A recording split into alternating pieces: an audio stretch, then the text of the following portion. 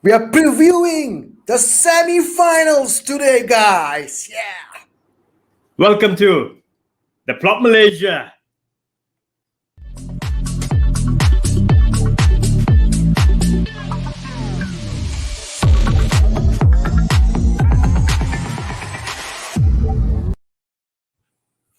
Hello, welcome to the Plot Malaysia. This is our 58th episode. This is the show for the Hi, fans. the fans. Woohoo! Absolutely amazing. And guys, today we have a very, very special episode because we are previewing the semi-finals. But we're not doing this alone, not myself and just with Hari.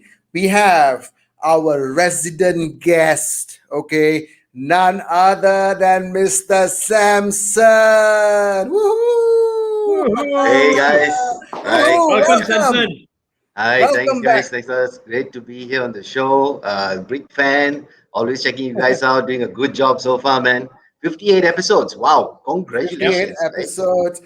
So, Well Samson, done. you were checking us out. Don't you like my jersey, bro? My new jersey? Bro, it's the Euros. Ram, get Okay, right with the program. It's change the the badge. Euros. Yeah. Yeah, maybe you're excited about Sancho's transfer, but Okay, fine, get fine. get with the program, man. Come on. Yeah. All Samson, right. Samson, Samson, Samson, Samson. I love Yeah, you sorry. as a friend, man.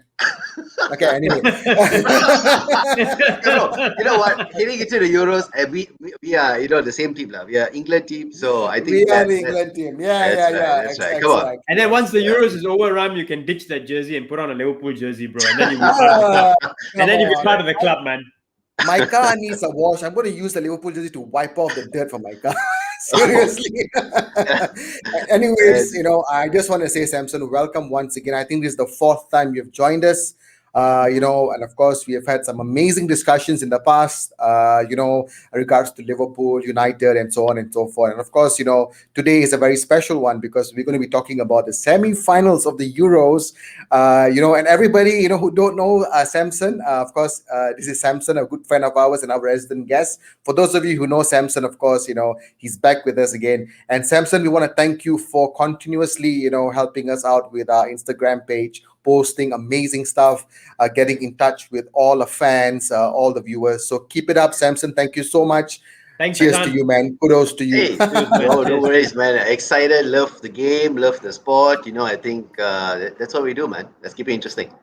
Absolutely, absolutely. So, Hari, take it away and tell us what's going to happen today, man. Go for it. Right, guys, we're going to start. I mean, we obviously want to talk about the semi-finals of the Yeah. Euros. But before we get there, I think it's important we talk about the quarterfinals that we've just witnessed. Four cracking games, maybe three cracking games. One game was a bit of a one-sided affair. But Yeah. nonetheless, four games, huge games, very exciting. So I think we can't not talk about the quarterfinals with Samson. We That's want to right. get your perspective, Samson. So very quickly, before we move to the semifinals, we've Yeah. obviously been doing the review of the quarterfinals and the matches on a daily basis. But the first time we're hearing from you on the Euros. So based on those quarterfinals we witnessed, tell us a little bit about what was your perspective? What was the best match of the quarterfinals, for example? But also want to know two specific things: who was your player of the quarterfinals, and which team stood out for you in the quarterfinals? All right. So, well, my most exciting match for me, I have to say, this is a bit biased, I know, but it has to be the England match because I was, you can say it was a bit of an easy match and stuff like that. I was so excited with how England played the game.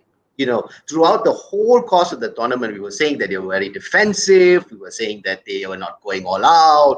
They had players, and they were keeping them on the bench, not using them up to their qualities, and so this, but you know what, with Ukraine, they really went all out. So it was so good to see how they played, despite how Ukraine decided to turn up on that day. But that was my most exciting match. So I was like jumping for joy with every goal, and I was like excited they're going through to the semis and stuff like. So that was really exciting for me.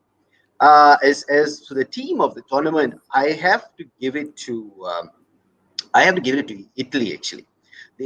For me, they impressed me, and the players as well. So, like for example, they they really took the game to Belgium. It was a two-star studded teams, right? Belgium and Italy.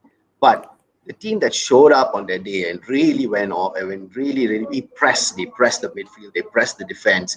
They really went all out from every angle. Tactically, it was fantastically done. Mancini was excellent, and how he sort of laid out the team.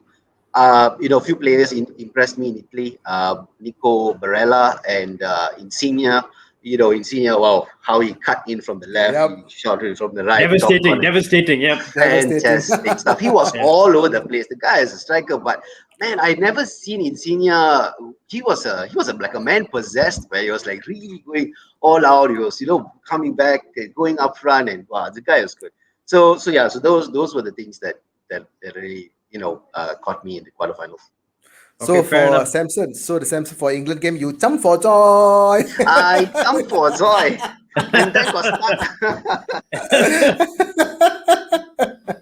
Yeah. So interesting, right, Samson? So you're obviously going for Italy as the team of the quarterfinals for you, lah. Yep. Because you threw in England there for a bit, but I'm guessing that was a biased perception, lah. So I'm just going to ignore that. It was. Hey, England fan here also, hurry. I think Harry is a bit upset that England beat Germany, so we kind of have to give a bit of chance. I'm upset England have got this far, to be honest. So Italy team of the tournament. I think we both of us are aligned, right? Italy have been the tournament and the team of the quarterfinals as well. They had the toughest match, I thought, against Belgium. Right. Star-studded affair, and they wiped the floor with Belgium. I thought 2-1 was being kind to Belgium. Actually, could have been a lot worse. Absolutely. Yeah, because I thought the Italian. And the other thing, I think, Samson, I'd like to get a perspective on this, right? But the other thing that was very impressive about the Italians was, and it was very evident in the Belgium game more so than the previous games. You saw two sides of Italy in that game. You saw the very attacking, vibrant Italian side. In the last 15 minutes, when they had to dig in and defend, they were solid. They were solid as rocks. Giorgio Chiellini and Bonucci. Oh my God! Oh man! They were like warriors there. Every clearance, they were hugging each other, fist pumping. Yep. That's right. I've never seen a team enjoy defending as much as an Italian team. So you could see that. Goodness. You could see the attacking side, and you could see that. So you can see they're a good blend, a good mix. I think they've got. Don't you think so? Yeah, of course. I think it goes with the experience as well. So you look at Chiellini and you look at Bonucci. They're veterans, good, experienced players, with age as well. But, they was like solid rock at the back. And it goes down to history as well. Italians have always come up with very good defenses, from Cannavaro and so on and so forth. So they've always held the back. And they had someone like Buffon at the back. And now they've got a very up-and-coming young goalkeeper, which I think is very impressive as well. Donnarumma, yeah. Fantastic, fantastic. So I think very highly rated. I think he's going to go really far, in his career as a goalkeeper. So, they really held the back line very well. And as I said, very experienced defenses. So definitely when it came down to it, they really, when it mattered the most, they really did their job. Absolutely fantastic, man. Fantastic. I mean, it's so good to hear your perspective on what you thought of the Italian team, because me and Hari, of course, have been talking about it all throughout our reviews for all the games. We have never said how poor Italy was, except for, of course, they were not really, in the last game, I believe, they were good against Belgium, but the one before that gave them a bit of a test. But even Austria gave them a test. Austria, absolutely. So I felt they came out up tops, and of course I think they're going to go all the way. Obviously, I think Italy will be in the final with England. I think so. Yeah. Hold your horses, guys. We're going to talk about those semi-finals very quickly. But I just purposely did that for Hari to say that, whatever it is. Hold your horses there. I might disagree with some of those, but very quickly. If you had to pick, so you've chosen the Italians. If you had to pick one player of the quarterfinals, one player that stood out just in the quarterfinals for you, who would that be? Oh, Insigne, man. Insigne was great. I love the guy. I'm more of a midfield guy. So people, players that impressed me so far, it's like Nico Barella, even our Declan Rice, Calvin Phillips, these kind of guys, and also Locatelli from Italy as well. But Insigne, I tell you, this guy has been great, man. But Low yeah, center of gravity. Low center of gravity. Absolutely amazing fella. I really love to see him Anyone, play. anyone from the Danish team that's really caught your eye? Yeah, I mean a lot. I think even here, in Denmark, there was a lot of players that were there. That I think the striker that scored even the goal. Dolberg. Dolberg, yeah. Dolberg. Yeah, he's been good as well. And Olsen is young, but also Yeah, yeah. he's been like really showing up here and there. Really showing what his caliber is like and stuff like that. So we have got a good Danish team with good quality players as well, when we will talk about that as well. They've got like a chip on their shoulder, with what happened to Ericsson and really Oh, yes. having the motivation to go forward and stuff like that. So really can see, even the player that made the assist with the out of his right foot. My God, what an Mela. assist! Yeah. Oh my Yeah. God. And on the run as well. He didn't take a break. On the Joachim run, Mela. he hit that ball in. Yeah, Joachim was Mela. a jaw-dropping assist, man. I tell you seriously. he But is- but Samson, what about Damsgaard, man? I really like that guy, man. Damsgaard Damsgaard is from good. I think he's really he's really brought up he's upped his game as well in Euros. Actually, technically, a lot of players have really upped their game in this Euro. And Yep. teams that you expect to go through did not. Yep. Ram's favorite saying, the group of death has died. Died. And players that we thought would rise up to the occasion didn't, but players that we Yep. least expect to rise up, they actually did. So a lot of them are actually putting up a show. Jordan Pickford was another one. Oh my, he's got clean sheet throughout the whole Euros. Yeah, Who would yeah, have yeah. expected that? I was in my mind, I'm thinking, should Southgate pick Dean Anderson instead of Pickford? I was on the fence with that. But he really proved his worth in this tournament so far, I think. Yep, absolutely. Pickford was a cub in his club, and he's a lion in England.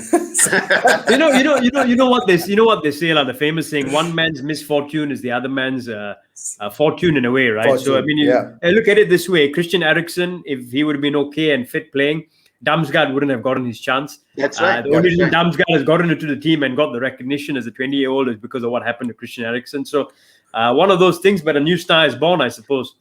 Yep. Everything happens for a reason, I guess. Yep. Awesome, guys. Let's move on then. So we've spoken about the quarterfinals now, and I think we have to talk about the very important semifinals coming up, the Euro 2020 semifinals coming up, and we're going to start. Let's start with.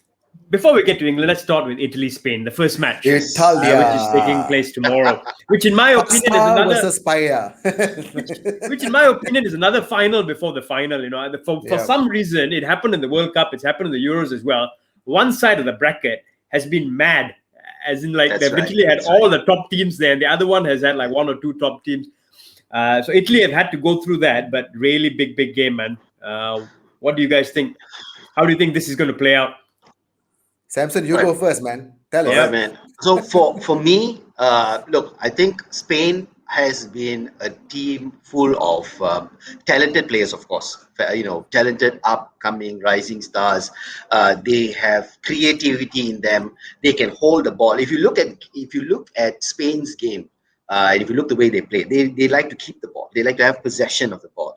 Now, the thing is what they do with it. So not on every game they actually they actually find the back of the net or they score. But what they do is they hold the ball, they create a lot of chances and things like that. But when they start scoring, then they start scoring for fun. So, but the thing is now, that's for me, where Spain lacked is up front in the striker position. Where I feel their best strikers were like Raul, Villa, Torres, and I don't like this guy very much, but I have to say him because he's been scoring. Diego Costa, but ever since then they haven't had any star big Spanish striker names. Who they have right now is Morata and I think Moreno. Up front who's playing, but these guys are not getting them those goals that they would normally get. So that's where they lack for me. In midfield, they are fantastic. All over the park. They've got Busquets sitting back. They've got the attacking up front. They've got people like Pedri and so on and so forth. So I really feel that, and also how they played against Switzerland. I think Switzerland really drained them. I think it's really brought them all the way through. So that's going to be one of the reasons why I think they are not going to be able to withstand Italy. And that's where Italy is going to have the edge. If you look at Italy's game, we talked a lot about Italy earlier, and you know my stand on Italy. So Italy, basically, they have rotated the squad very well. They played a good game against Belgium. They finished their 90 minutes well. They can defend very well. So I think that's where they will have the edge against Spain. And I think that the tie between Italy and Spain will go to Italy. Wow, interesting. Okay, what's your prediction though? Let's go straight to your prediction. What do you think is going to happen in the quarterfinals? What's the score going to be like? Tell us, Yeah. man. Yeah, Italy is not good. It's not a very high scoring team. They don't, if you look at their play, however, and they're playing against Spain. So I'm just going for a very narrow 1-0 or 2-1 win and 90 minutes. I don't think it will go right up to extra time. I think Mancini will tactically, outlast Spain in how they're going to approach the game. So I think 90 minutes, 1-0 to 1. So you think it's not going to go extra time? You think it's going to be under 90 I don't minutes? think it's going to be extra time now. Now, Okay. guys, watch out for that, man. We're going to Samson's neck is on the line with that prediction. Yeah. At least for once, both our necks are safe. Samson, yeah. your neck is on the line now. That's right. Let's see how we go. Samson, quick one, right? Do you think? I mean, you speak about obviously you're spot on, right? You say Spain keeps the ball really well, and they stop the other team having possession of the ball. I think that's their strength. But me and Ram have spoken about this throughout the tournament so far.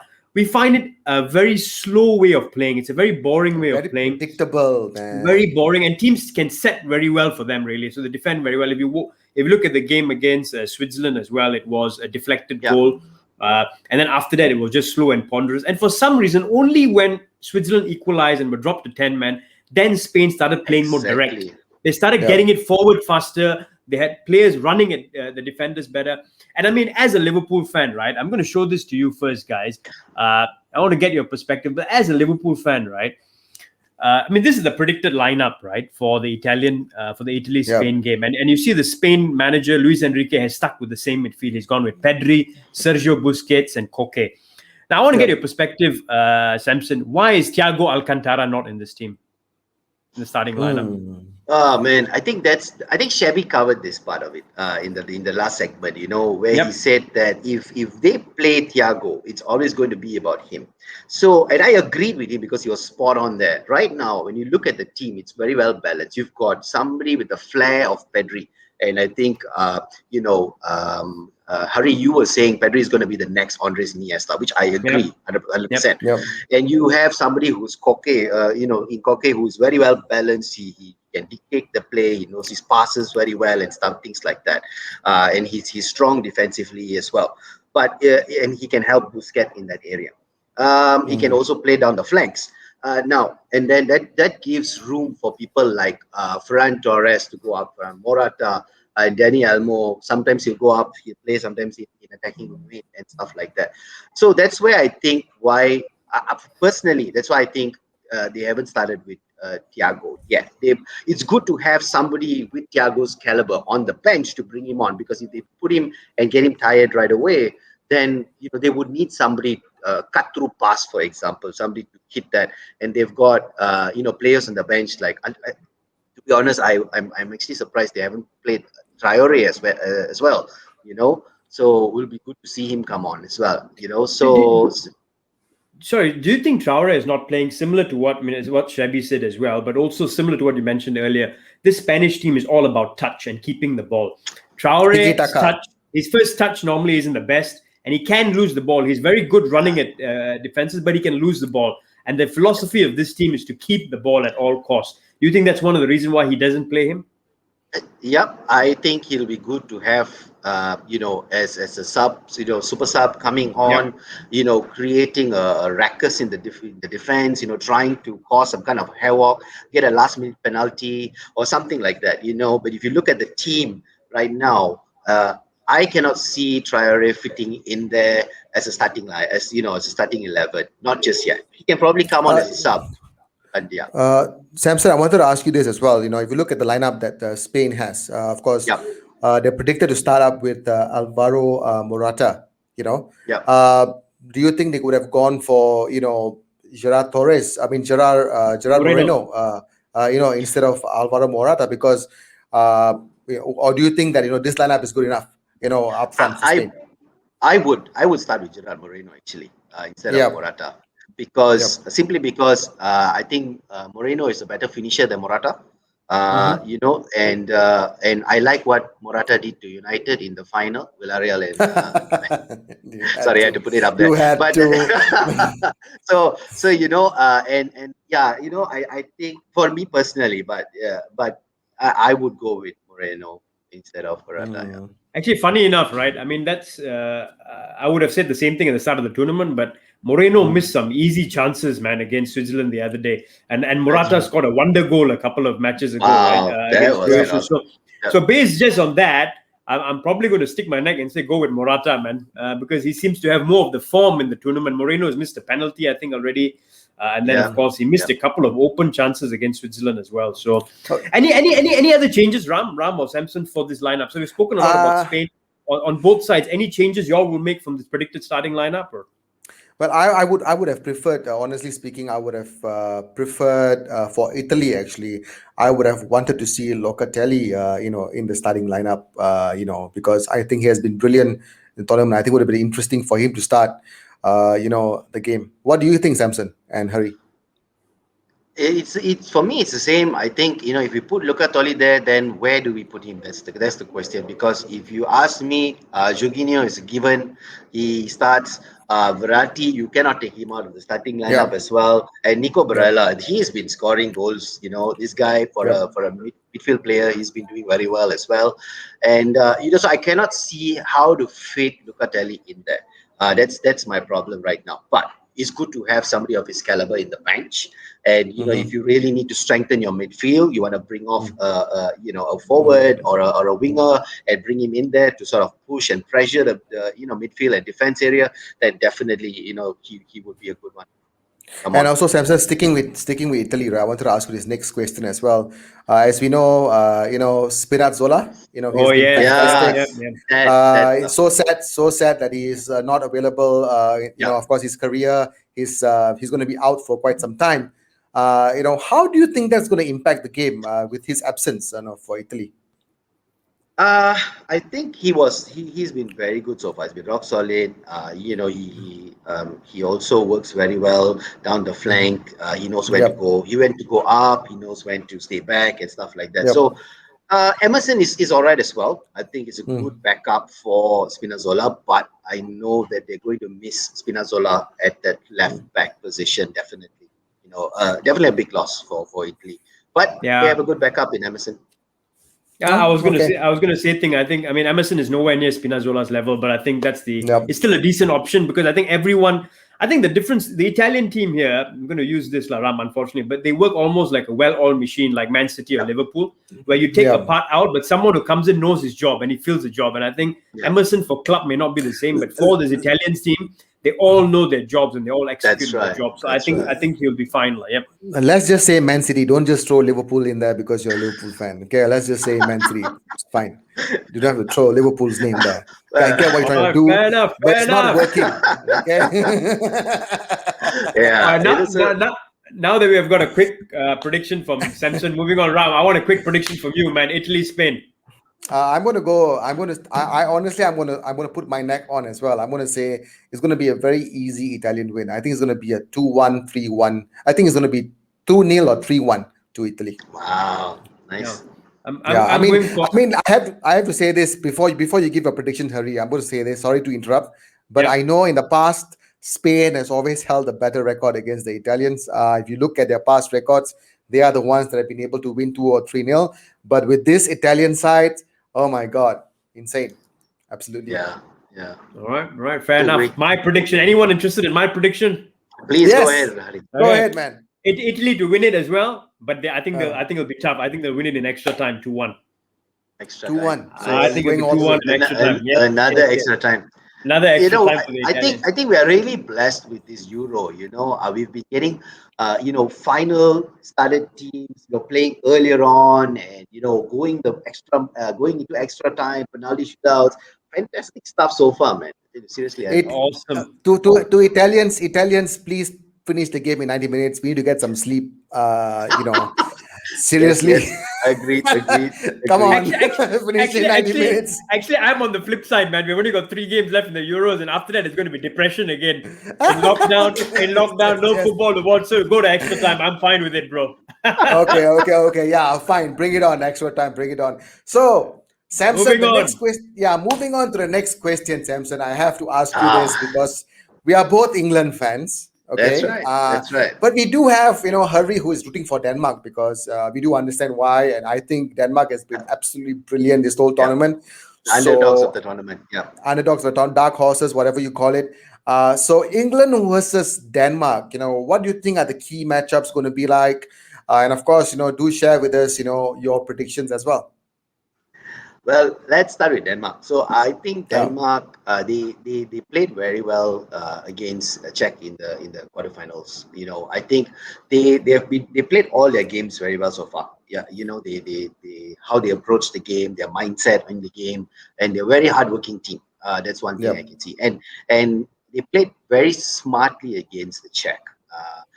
They scored early, and then they defended, and they really didn't really push and went. No, they didn't need to go all out. They just went. They let the checks come, and then they countered, and then that kind of a thing. So I feel, Denmark, they played very well. They were very smart going into the Czech, into quarterfinals, and now in the semifinals already. But it's going to be a different test altogether when they play England. So this is where I start talking about England, right? So England is my team.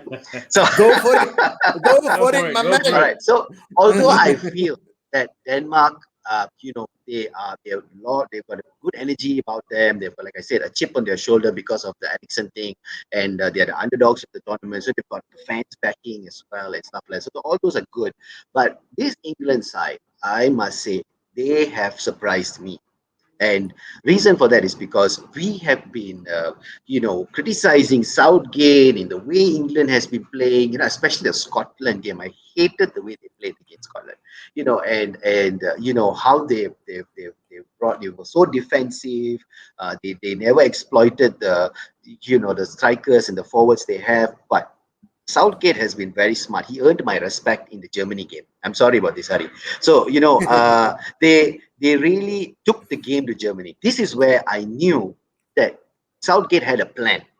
He had a plan as to how he was going to execute each and every game, and he handled it differently. You look at the game, how he played against Germany. He had three centre backs. He had a team of five in midfield, I think. And he had the wing backs going up, Shaw and Walker, and then he had Declan Rice and Calvin Phillips sitting back. And he had that was four, and then he had the three up front. He had Saka, and yet he was very smart how he approached Germany. And which areas he decided to exploit. He knows where their weaknesses were and stuff like that. But when he played against Ukraine, it was a totally different lineup as well. He played the four at the back this time. So you can see that Southgate is actually analyzing each game. He's not going into every game with the same group of players. He's not going into every game with the same lineup, with the same formation, with the same tactics. He's going about it differently. So this is where I feel the Danish is going to be. They are very unpredictable. England are very unpredictable this time. We don't know how they're going to approach the game. I dare not say a lineup because, to be honest with you, he can play Sancho, he can play Saka, he can even change the midfield if he wants to, and I think he's been doing a great job. So I am backing England for this game. I think they are going to go. They have the capabilities to go all out, but they're just going to sit back and they're going to defend, and they're going to break on the counter. They're going to break very fast on the counter. I hope they start Sancho, because I like how he actually brought the game, how he played in the last game. But I also like Saka. He brought a different dynamic as well when he was playing. So let's see. It's going to be very interesting. But I think England are going to edge Denmark on this game. And Harry Kane has finally got his stride. He's got his form. He's scoring. He's poaching. That's most important. He doesn't look like the lethargic Harry Kane, where he wants to be there, he wants to be there. He's waiting for the ball to be fed up to him. He's really going all out. He's pushing for it. I think they have been hearing your comments. Ram, y'all have been brutally honest and brutally hitting them the left. I think I remember one episode. Ram said they want to take the Rotan for Harry Kane. The Kane and the Rotan. He needs the Kane. He upped his game after that. So he's been scoring. He's got 3 goals already. And I think they're going to edge Denmark out in this. A bit biased, yes, I know, but I think because of that unpredictability of England and how they're going to approach the game, I think, and they're unbeaten. They also haven't conceded a goal. I don't want to jinx that right now, but I think they're going to go for it. Harry, what do you want to add to that, man? Oh man, I'm going to take Denmark's side in here, in this. Go for it, man. I'm in the red corner, I've never been a big fan of Southgate at all, and I still stick to that. Although people have said he's been innovative, there's a lot of hype about him. The English media are going hoo-ha about him. It's the same thing in the World Cup, man. In 2018, people coming home. England, number one, were lucky to fall into the easy side of the bracket. Number two, I still maintain they played against a German side who are a poor German side, who Hungary pushed all the way and should have beaten. Yep. Number three, the formation he played against Germany and why they got a better of Germany was he played a counter-attacking formation as well. But I'm not going to give Southgate credit for that because he got that off the Hungarian coach. The Hungarian manager played the same 5 at the back. And what he did by playing 5 at the back was he neutralized the wing-backs for Germany. So it was easy for anyone watching that game. Let's implement the same thing. We have better players than Hungary. We will kill them. So I'm not going to give Southgate credit for that as well. And again, the German game was a 50-50 game, by the way. It was just England were more clinical, I think, than Germany were. So I refuse to give Southgate credit for that. I'll give the Hungarian manager credit for that. Now, against Denmark, England, as you mentioned, against Germany, they went on a counter-attacking. Ukraine, I give them credit. They played well. But I thought it was a poor Ukrainian performance, very poor Ukrainian performance. Didn't show any invention whatsoever. This Danish side is an attacking side, very attacking side, good quality around the pitch. The 2 central midfielders they have in Denmark are probably 2 of the best in the tournament, Delaney and Højbjerg. One plays for Dortmund, one plays for Spurs.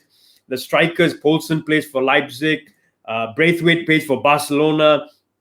In defense, this is the best thing, right? Denmark have the 3 best central defenders in the tournament, period. Christensen, who's a Champions League winner, Vestergaard from Southampton, who's much wanted by all the top teams as well, and Simon Kjær, who plays for AC Milan and is outstanding as a captain, as proven already. So I think they will keep Harry Kane quiet. I think England cannot afford to play counter-attack. They're playing at home here in Wembley. They're playing an inferior team on paper. It's not Germany. They're playing inferior team on paper. The crowd will not tolerate them defending and breaking. They will have to dominate. And Denmark will hit on the break. That's my prediction. Denmark is the one that's going to try and hit on the break. Very quickly, man. So we're talking about this. Let's again quickly see if there's anything you're going to change here, man, Samson, from an England point of view. And then I'll talk about Denmark as well. You and Ram can talk about England. Who do you think? Do you think this is the lineup he's going to play? Any changes to this? For me personally, I'm not sure if this is what he will go for. Maybe he will go to a similar approach as to what he did with Germany. I think he knows the attacking caliber of Denmark, and I think he will go for the same approach as what he did with Germany. I'm not sure, but if I was Southgate, that's what I would do. I would get the 3 at the back. I would get the 2 wing backs up a little bit to support, and I have probably the 2 center midfields there. Maybe I won't start with Mason Mount just yet. Sancho or Saka. Maybe I'll go with Sancho probably, but I would go with sort of either you want to say the 3 or the 5 at the back, doesn't matter. But that's what I probably would go with. So you would go for the formation against Germany as opposed to the one against Ukraine, lah. Yep. Yes, because you see, he as I said, Southgate was very smart. I think he earned my respect there in the Germany game. And when he approached the Ukraine side, he knew that it was already a very tired Ukraine squad who went all the way. They gave everything against Sweden. Yep. And until the last minute, I think 121 or 22, they scored the winning goal. It was a tired Ukraine squad. They knew that. and now they put up a bit more of an attacking lineup, so you can see up front. But they know the Danish team. They know what they can do. So I don't know if they're going to go for attacking because they know that this team can. But because Southgate, if you notice, he also is a bit of a stubborn fellow. Everybody has been saying that he's been very defensive. England are very boring, but he couldn't be bothered. If he wants to play defensive, if he wants to sit back and just defend and wait for his chance to score, he will do that. So I think he will approach the Denmark side a bit differently. Wow, interesting, Samson. I probably, if I could just add to that, I would say I would have loved to see Jack Grealish on the starting lineup for this one. To be very honest, because I feel whenever he comes down the left, he always creates a chance. I know Luke Shaw is doing brilliantly on the left hand side as well. But I think with Jack Grealish starting would be a brilliant. I think the game will probably be put to bed much earlier. But I'm not very confident with Mason Mount, to be honest. But I think you are right, Samson. He could be very stubborn. Southgate, he might just start with this one. So let's hope for the best, prepare for the worst. But I still think England's going to win. Because you see, we have very strong midfields as well. We have Grealish that can come off the bench. We have our captain, Liverpool captain, Jordan Henderson, who can come on and really control the midfield as well. So because I think of his injury and he just coming back and stuff like that, so they probably will not push him as much. But he scored the first goal for England. He scored his first ever goal for England. His confidence would have been so high right now. Put him on. Well, let's see, because you know what? I think we know Gareth Southgate to be a man who's very loyal to his formation, his lineup, and he will have people like Sterling, Kane, and stuff like that. So if he has decided to go with Declan Rice and Calvin Phillips in the middle, he will just go with them. No matter what comes. So I think he will just stick with those two, and those two have been doing a fantastic job. So I wouldn't change them as well. But it's good to know that we have people like these guys in the bench who can come on and make a difference. Yep. Thank you very much, Samson, for your thoughts on that. Very quickly, Hari, why don't you go to the Danish one? What do you think? I mean, I think spot on with England, man. I think you're right, man, Samson, as well. I think that he'll go with 5 at the back. I think he'll play the Germany way, and I think the simple reason is because Denmark play like Germany. They play with 5 at the back with wing backs. So I think he's going to match up to Denmark just like he matched up to Germany to stifle the wing backs for Denmark and bank on the fact that he has the better players. That's my thinking with Southgate. With Denmark, I won't spend too much time. I think they'll go with the same team as they always go with. It's a standard lineup. It's Braithwaite and Damsgaard behind Dahlberg. It's only a question of whether Dahlberg starts or Poulsen. But I think Dahlberg is a man on form. He's got 3 goals in the last 2 games, so he starts. The rest of the team is pretty much the same, man. I think the key to Denmark and their success in this tournament is actually their manager. They've got an outstanding tactical manager. The moment he lost Christian Eriksen in the first game, he was playing a different formation. He lost their most creative playmaker, and what he did was he automatically changed the formation. Middle of the tournament, by the way, played with 3 at the back, and they have started to look dynamic again. It's almost as if they've compensated for Eriksen's absence with a different formation. So credit to him. The other thing he did, which was very, very smart, was I think it was it the game against Wales? Wales started off very well in that game. 15 minutes they were dominant over Denmark, and what he did was within the 15 minutes. So tactically thinking on his feet, right? He moved Christensen from defense into midfield. So in the middle of the game, he moved him into midfield, and suddenly they stopped Bale and they dominated the game again. And he did that again against Czech when Czech were on top of them in the beginning of the second half. He moved Christensen to midfield and he shut them down and they dominated again. So fair play. I think they've got an outstanding manager, and that will be the reason why if they progress, I think that will be the precise reason why they progress out of the match and make it to the final. And also the other thing about this Danish team, man, it reminds me of 1992. Out of nowhere, make it there as underdogs and then just progress to the final. I mean, let's see. It's got one of those stars. Maybe. Brilliant. Awesome. That's true. Predictions, guys. Your prediction, Hari. What's your prediction for Denmark and England? Oh, this one is going to be tight, man. Tight. I know England are hot favorites playing at home. Wembley, 60,000 fans as well, yelling them on. But I'm going for Denmark to win this 2-1 in full time, actually. Denmark to win it 2-1 in full time. Wow. Amazing. Okay. What about you, Amazing, Hari. Samson? I am going for an England clean sheet. I think they will still keep their clean sheet here and probably concede in the final, maybe one goal. I'm not sure. But I'm going for a 2-0 England win. Wow. Wow. Yeah, You want to hear my prediction? go for it, man. I think it's going to be a mouth-watering clash. I think England will not be able to sustain defensively against Danish because I think Denmark will score goals. So I think I'm going to go with a 4-2 England win. Oof, oof, oof, oof. Nice. If that's what it turns out, it's going to be a brilliant game. Yeah, if that's the case, Yep. man, then we're gonna have an amazing match, man. There we go. Yeah, it's very Hurry, interesting. what's Just this? leaving you guys off with some stats, man. Some team Yep. stats. Interestingly, when I went through this today, I saw England was barely in any of this except for goals, right at the bottom. But very interesting to see, right? Spain dominates when it comes to goals scored, possession, as well as passing accuracy. And then in terms of attempts, Italy dominates from that perspective. So I thought this was really, really interesting. Which is why I sort of wanted to quickly share that. And then before we actually end the show, Samson, I want to get another prediction from you because we might not see each other again until after the Euros are done. Yeah. So I think want to get your prediction on this really, really quickly.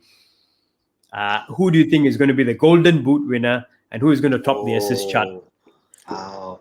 That's the thing. I was actually looking at this. Cristiano Ronaldo have to leave his mark before he exits the tournament. So he's Yep. stuck up there with 5. The Sterling and Kane can try to catch up, but I'm not sure if they will. Maybe I don't know. Maybe Kane. I'm rooting for Kane to come up, but most likely I think Golden Boot Ronaldo. Ronaldo and Schick, by the way. Schick is also on 5, isn't it? Yeah, but I think Yeah, Ronaldo they're gonna join. has 1 assist, but yeah, Oh, they are is, both is that how they give it out? Is that how they give it out? So if it's tied, I think so. Yeah, I think so because he's got 5 goals and 1 assist. So he'll probably be up there to get it. High chances for him to solely claim the Golden Boot. I believe. I think so.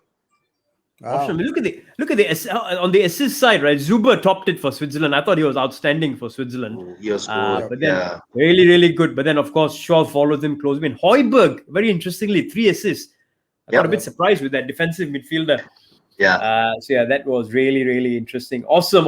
Samson, another thing before you leave, man, before we end the show, Ram, I think we have got to ask Samson the question of who he think is going to win the tournament, man. So your final is Italy, England, obviously. Who wins it? Okay. Italy is going to be very, very hard to beat. Extremely hard to beat. I'm only going to go for England because I am supporting them, not because I think that they can, really outclass the Italian side. But I want England to win so badly. But I just know that this Italian side is going to be full of, tactical masterclass, and they're just going to outplay the English side. So let's see how we go. Make a prediction, man. Come on, don't leave us. I know. Okay, penalty shootout. England wins. Penalty shootout. England wins. Yeah, penalty shootout. What about you, Ram? I think England is going to win it on extra time. So I think it's going to be 2-1 to England, and England to win the Euros. Hurry! What about you? I mean, I've got Italy and Denmark. So England's not even in the picture. England's not even in the picture. And when Italy Denmark plays in the final, my head says Italy, my heart says Denmark. So let's go with the heart, man. Denmark to win it. There you go. Okay, fine. Yeah. But Denmark for me and Samson, our heart says it's coming home. Big home. It's coming home. Football is coming home. Well done, man. Well done. Awesome. Samson, it's been an absolute pleasure having you on the show, man. Always. You know what's the line that's been going around? The Italians have been saying, or those that are not very happy with England. It's coming to Rome. It's coming to Rome. Football is coming to Rome, not home. Rome. Rome. Let's see. Okay. It's going to be an interesting final, no doubt. Whoever it's okay. Like they say, do what the Romans do. So England's going to do that and win it. Let's see how this pans out, man. Let's see. An honor, guys, to be here. Thank you for having me. Love it every time. So you guys are doing a fantastic job, by the way. Keep up the good work. Hey, Awesome. thanks a lot, Thanks a lot, Samson. man. And you have been equally fantastic, helping us out with so many avenues in terms of Voice. getting this going on. So cheers to you. Kudos to you, man. Awesome. And Samson, we're going to have you soon, I'm sure. Again, once the Euros is done, Right. we want to talk about transfers. I'm sure at some point, Yep. Ibrahima Konate is coming for Liverpool. Woo. Sancho has gone to United. But well, I think there's some Ah. big transfers coming up in the next 2 or That's 3 right. weeks. So it's That's going to be Very, really very, very interesting. soon. What about, Yep. we also got to talk about this in the next couple of weeks, but Rafa Benitez to Everton, has he damaged his legacy? Has to be talked about. We will. We will. We will. Awesome, Absolutely. Absolutely. All right, Ram, So, handing it over to you, man. all right, man. Once again, Samson, appreciate your time with us. As usual, it's all been fantastic. Our resident guest, Samson, in the house. Of course, you'll see more of him in the future. Brilliant analysis, brilliant predictions. Absolutely love what you said. Let's hope England bring it home. And for Hurry, well, if Denmark does bring it back to Denmark, I'll treat you for a beer as well. Okay, cheers. They have a couple of Carlsbergs, man. Danish Carlsbergs. Yeah, probably That's right. probably. Okay, so sure, no problem. Anyway, signing off from the plot, Malaysia. This is the show for the fans. By the fans. Euro. Cheers, guys. Cheers, guys. Cheers.